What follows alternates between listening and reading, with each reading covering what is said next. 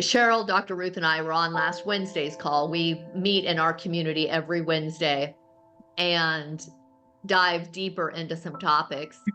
And because it's the holidays, I really want us to go back and revisit this because we had such an aha moment with how we think about things and how we compartmentalize things on our hard drive, just because of how we're wired as humans. When you were a child, think about right now if you got excited over Christmas. You know, did you do the calendars and check off all of the days? Did you look for Santa's sleigh to come? You know, what did you do that made you get excited about Christmas? And I can tell you so many things I did as a kid that Christmas was just like such a big deal and such a happy, wonderful, joyous event. And I just couldn't wait.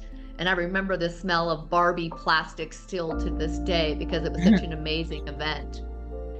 So that was the spirit of Christmas. That was me as a little kid being so excited about baby Jesus and Bethlehem and the whole thing and the church nativity scene and being in the church play and everything and being an angel or whatever I was.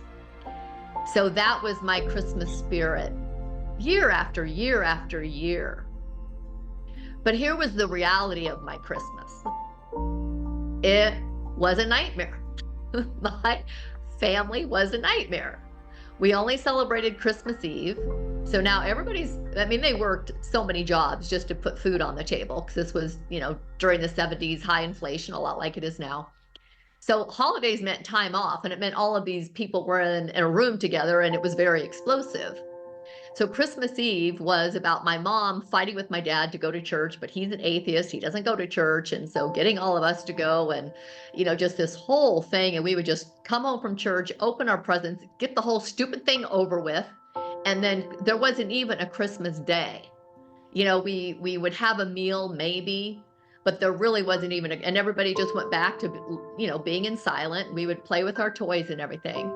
So, but I'm living in my Christmas joy as a child, but the reality is it was a very chaotic event. My dad drank more. It was total chaos. So now fast forward several years, into my 20s, and now I've got these memories coming back, mostly focused on how chaotic the Christmas was, and I'm not remembering the good stuff anymore. I'm just focused on the traumatic event of my childhood. But yet it was a choice. I chose to be in the spirit of Christmas, not the chaos of the reality. Does that make sense?